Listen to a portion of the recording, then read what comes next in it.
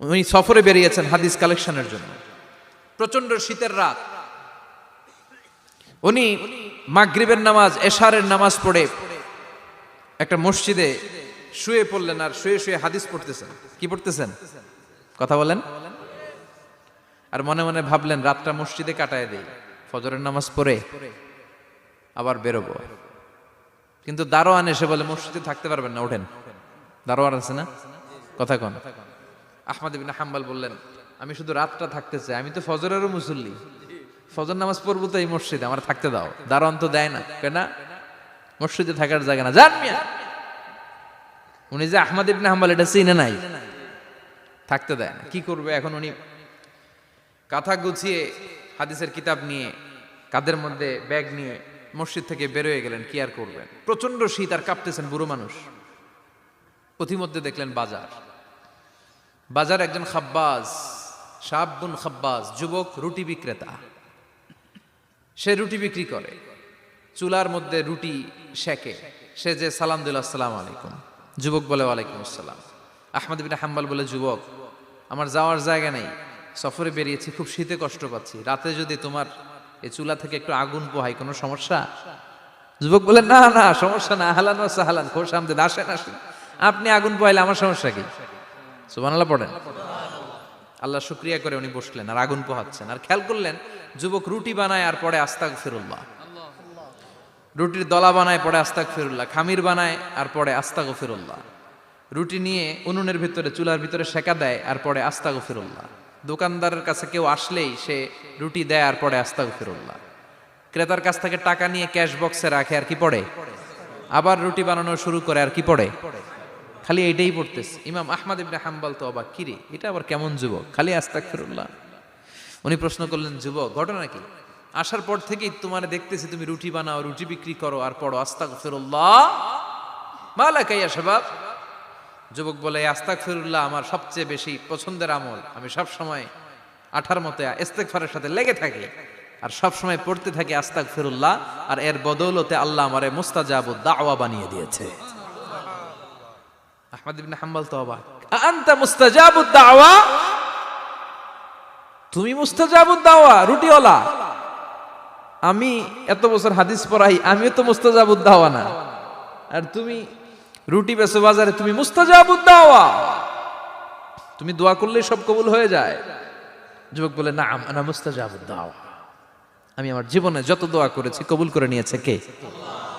সব দোয়া কবুল করে নিয়েছে আল্লাহ, একটা দোয়া ছাড়া। কয়টা? আহমদ ইবনে হাম্বলের কৌতূহল, কিউরিয়াসিটি আরো বেড়ে গেল। কি? সব দোয়া কবুল হয়েছে, একটা দোয়া ছাড়া। মাযালিকা দুআ ইয়া শাব, কি সেই দোয়া? যুবক এবার বলতে শুরু করলো, আমার জীবনে যে দোয়াটা আল্লাহ কবুল করে নাই সেটা হচ্ছে আমি আল্লাহর কাছে অনেক চেয়েছি, অনেক দোয়া করেছি যে আল্লাহ, শুনেছি এই জামানার সবচেয়ে বড় মুহাদ্দিস, তার নাম নাকি ইমাম আহমদ ইবনে হাম্বল। আল্লাহ তোমার কাছে আমার চাওয়া, আমি যেন এই ইমাম আহমদ ইবনে হাম্বলরে দেখে মরতে পারি, আমি যেন ইমাম আহমদ ইবনে হাম্বলের হাতে হাত রেখে মুসাফা করতে পারি আর তার কপালে একটা চুমু এঁকে দিতে পারি। আহমদ ইবনে হাম্বল আবেগপ্রবণ হয়ে গেলেন, চোখের পানি ছেড়ে দিলেন, বললেন যুবক তোমার এই দোয়াটাও কবুল হয়ে গিয়েছে। আহমদ ইবনে হাম্বলের দেখার সাক্ষাৎ পাওয়ার জন্য আহমদ ইবনে হাম্বলের বাড়িতে তোমার যাওয়ার দরকার নাই, আহমদ ইবনে হাম্বল তোমার দরবারে ছুটে এসেছে। আনা আহমদ ইবনে হাম্বল মুহাদ্দিসুদ দাহর, আমি নিজেই আহমদ ইবনে হাম্বল। যুবক চোখের পানি ছেড়ে দেয়, আহমদ ইবনে হাম্বল চোখের পানি ছেড়ে দেয়।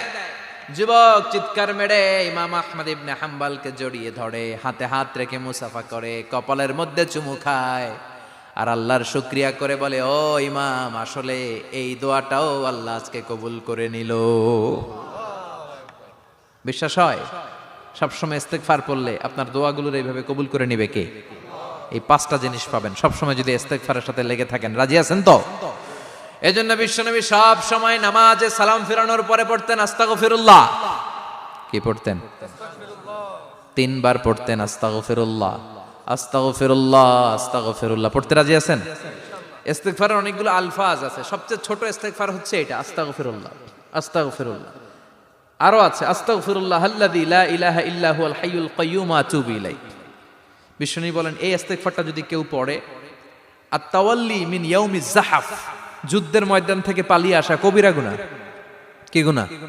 কাফেরদের সাথে যুদ্ধ, আমি তাগড়া যুবক, তলোয়ার নিয়ে নেমেছি, আমার দেহের এক ফোঁটা রক্ত থাকা পর্যন্ত আমি যুদ্ধ চালিয়ে যাব, আমি ফিরে আসতে পারবো না, আইনটা কার? ফিরে আসলে কবিরা গুনাহ। বিশ্বনবী বলেন যুদ্ধের ময়দান থেকে ফিরে এসেছে এরকম কবিরা গুনাহ অবলম্বনকারীও যদি আস্তাগফিরুল্লাহ আল্লাযী লা ইলাহা ইল্লা হুয়াল হাইয়ুল কাইয়্যুম ওয়া আতুবু ইলাইহি পড়ে, ওই কবিরা গুনাহকারীকেও ক্ষমা করে দিবে কে? পড়তে রাজি আছেন তো? আবার সাইয়েদনা আবু বকর বললেন, ইয়া রাসূলুল্লাহ আল্লিমনি দুআআন আদউ বিহি ফি সালাতি, এমন দোয়া আপনি আমারে শিক্ষা দেন যেই দোয়াটা আমি নামাজে পড়তে পারি। বিশ্বনবী বললেন, পড়ো আল্লাহুম্মা ইন্নী যালামতু নাফসি যুলমান কাসীরান ওয়া লা ইয়াগফিরুয যুনুবা ইল্লা আনতা ফাগফিরলি মাগফিরাতাম মিন ইনদিক ইন্নাকা আনতাল গফুরুর রহিম। সুবহানাল্লাহ পড়েন। এটাও ইস্তেগফার। আমরা এটার বলে দোয়া মাসুরা, সালাম ফেরানোর আগে পড়ি না? যেখানেই ক্ষমা চাওয়ার কথা আছে ওইটারই কি বলে? ইস্তেগফার। আল্লাহুম্মা ইন্নী যালামতু নাফসি, আল্লাহ জুলুম করেছি, যুলমান কাসীরা, অনেক জুলুম, ওয়ালা ইয়াগফিরুয যুনুবা ইল্লা আনতা, তুমি ছাড়া এই গুনাহ ক্ষমা করার তো কেউ নাই।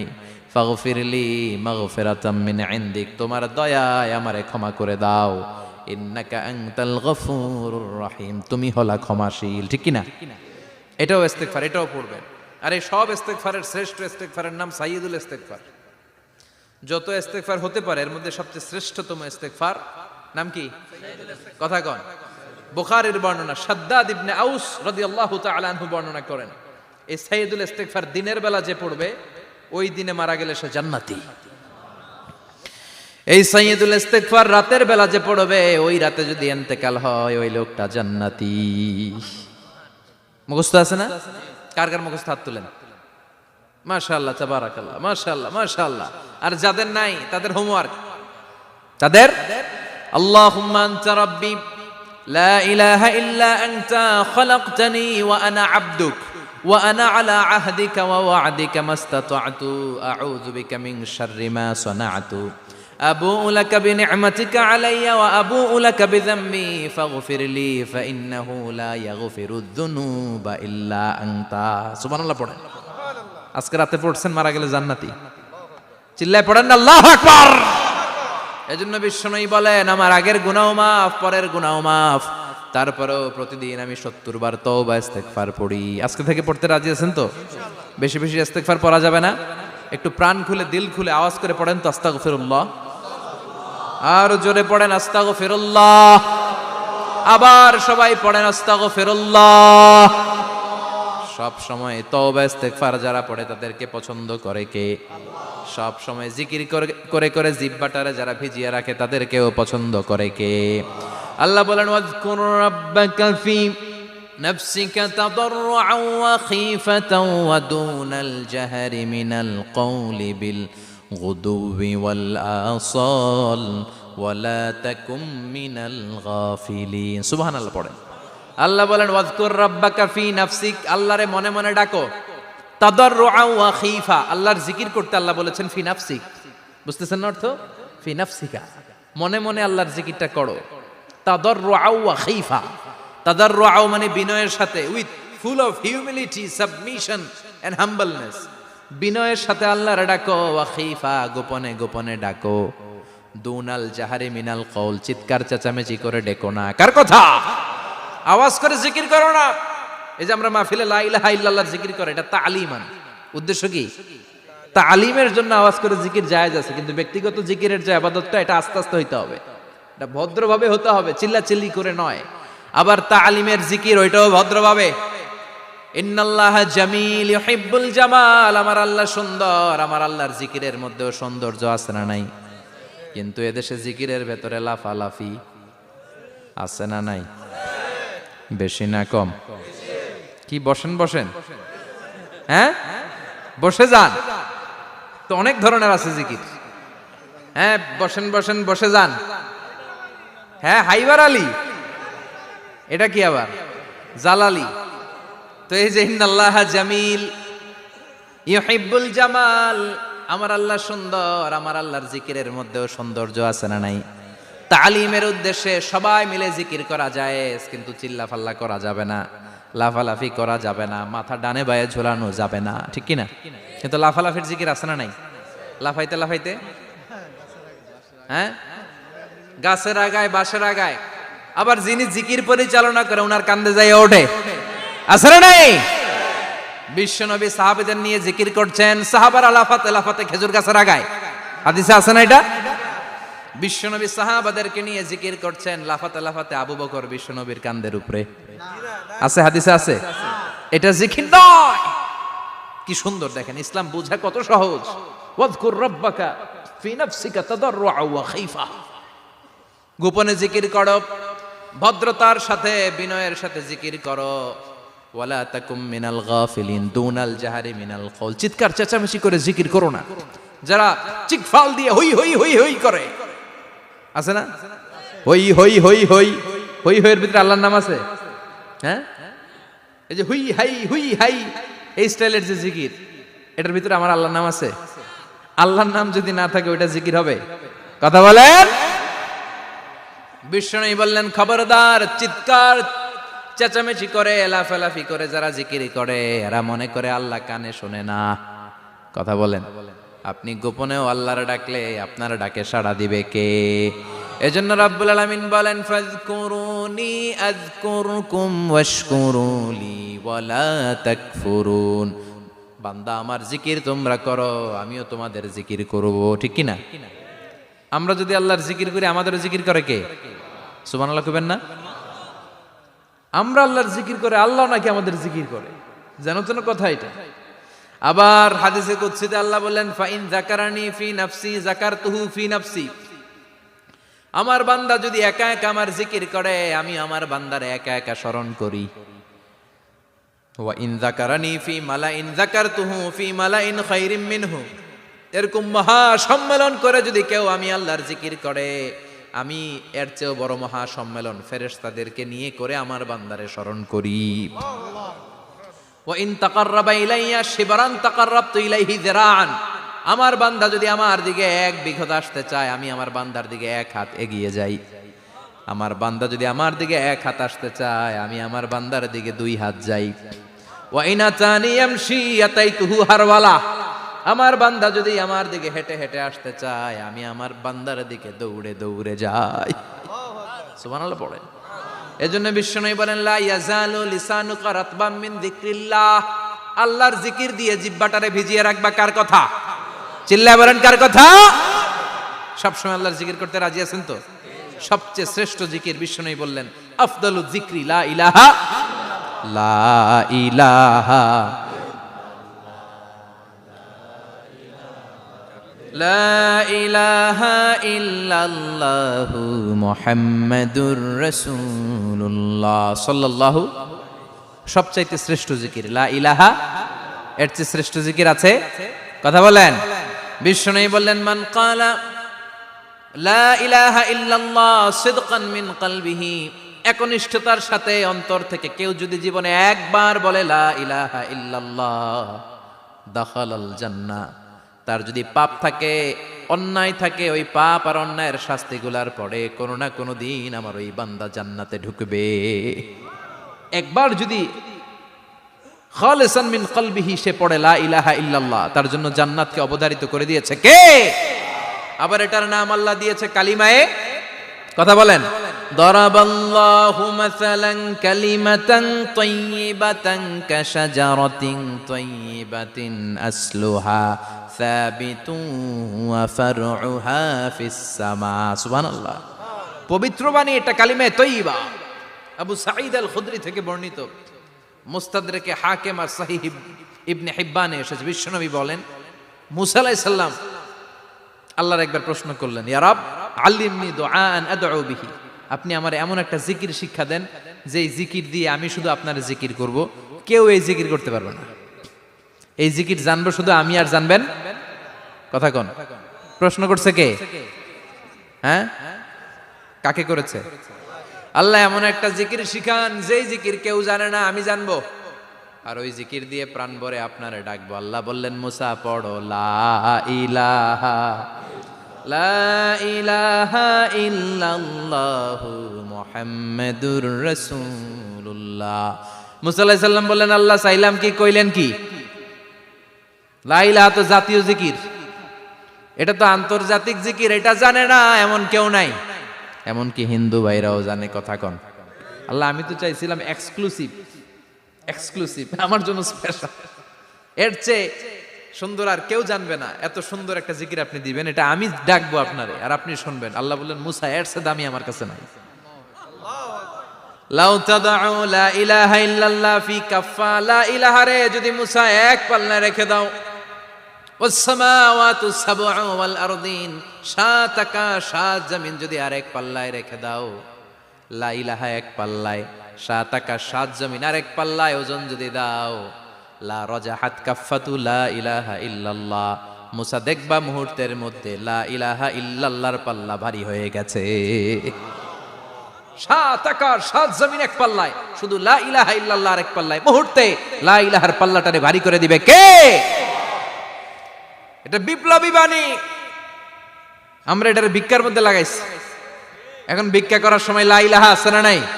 একটা টাকা দিয়া যান আমি গরিব ইনসান, আরো সমান, একটা টাকা দিয়া যান আমি গরিব ইনসান, আছে না নাই? জুমার নামাজের সময় ভিক্ষা করে, একটা টাকা দিয়া যান আর লা ইলাহার জিকির লগে, আছে না নাই? এটা আমরা ভিক্ষার জিকির বানাইছি, এটা তো বিপ্লবী বাণী। এই বাণীর পক্ষে যারা, তারা ন্যায় আর সত্যের পক্ষে চিল্লায় বলেন ঠিক কিনা? এই বাণীতে যারা বিশ্বাস করে তারা এক আল্লাহর সামনে মাথা নত করে দেয়। গোটা পৃথিবীর কোন শক্তির সামনে ওই মাথা নত হয় না, ঠিক কিনা? এই লা ইলাহা যারা আমরা মানি, আল্লাহ ছাড়া কারো সামনে মাথা নত করব? কোন শক্তি আমাদের মাথা নত করাতে পারে? এই কালেমার আন্দোলন যারা করে তারা আল্লাহ ছাড়া পৃথিবীর কাউরে ভয় পায় না। আর তারা চায় কালেমার পতাকা পৃথিবীর মধ্যে যেন পথ পথ করে উড়ে, ঠিক কিনা? বাংলার জমিনে কালেমার পতাকা উড়ুক, আমরা চাই কি চাই না? কোনো একদিন এ দেশের আকাশে কালিমার পতাকা উড়বে, সেদিন সবাই খোদাই বিধান পে দুঃখ বেদনা ভুলবে।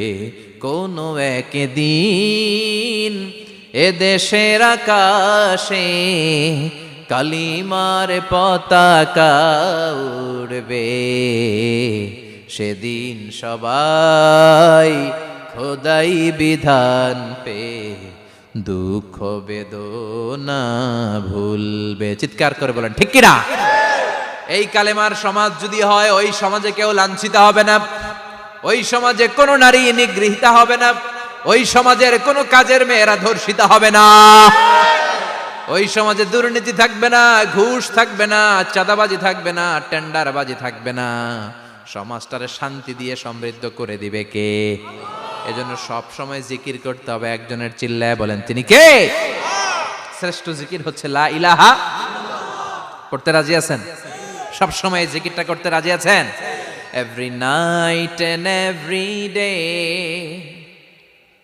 every night and every day, never forget to say la ilaha illallah, never forget to say la ilaha illallah. পড়েন, every night and every day, every night and every day, never forget to say la ilaha illallah, never forget to say la ilaha illallah, never forget to say la ilaha illallah. When you're walking down the street, use your time and repeat, and say in every heartbeat la ilaha illallah. When you're walking down the street, Use your time and repeat and say in every heartbeat La ilaha illallah. Every night and every day, every night and every day, never forget to say La ilaha illallah. চিল্লায় বলেন ঠিক কিনা? দিনে রাতে যে কোনো মুহূর্তে আমাদের জিহ্বার মধ্যে থাকবে কি? কথা বলেন, জিহ্বায় থাকবে কি?